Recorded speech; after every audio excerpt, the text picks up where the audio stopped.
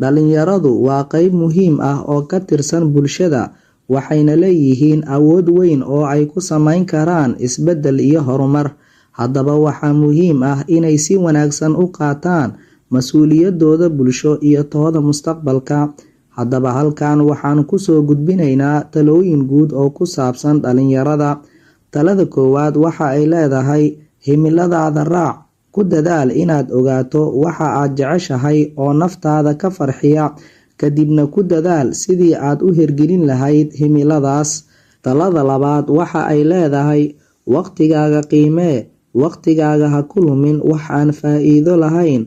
Waqtigaaga u isticmaal si wax ku ool ah si aad u gaarto mustaqbal wanaagsan.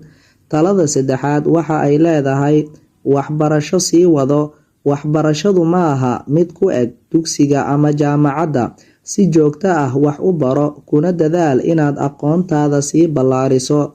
Talada afaraad waxa ay leedahay: saaxiibo wanaagsan xulo. Dadka kugu dhow waxay saameyn weyn ku leeyihiin noloshaada. Saaxiibo wanaagsan oo dhiirigeliya noloshaada ka dhig qayb ka mid ah safarkaaga. Talada shanaad waxa ay leedahay: kartidaada horumari. Ogow xooggaaga iyo xirfadahaaga, kadibna ka shaqee sidii aad uga dhigi lahayd kuwo heer sare ah oo faa'iido kuu leh. Talada lixaad waxa ay leedahay: naftaada ka taxaddar. Caafimaadkaaga maskaxeed, jireed iyo ruuxeed ilaali. Cunto wanaagsan cun, jimicsi samee, oo naso marka aad u baahato. Talada toddobaad waxa ay leedahay: Alle ku kalsoonow. Intaad dadaal samaynayso, Alle talada saaro oo ku ducayso inuu kuu fududeeyo safarkaaga nolosha. Talada sideedaad waxa ay leedahay: guuldarrada ha ka cabsan.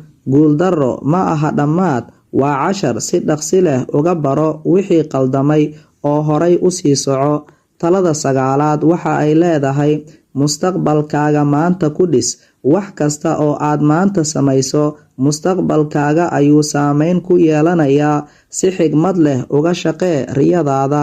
Talada ugu dambeysa oo tobnaad waxa ay leedahay: dadka kala caawi. Marka aad dadka kala caawiso, waxa aad dareemi doontaa farxad iyo qanacsanaan. Dadka uga faa'iidee kartidaada oo bulshadaada horumar u samee.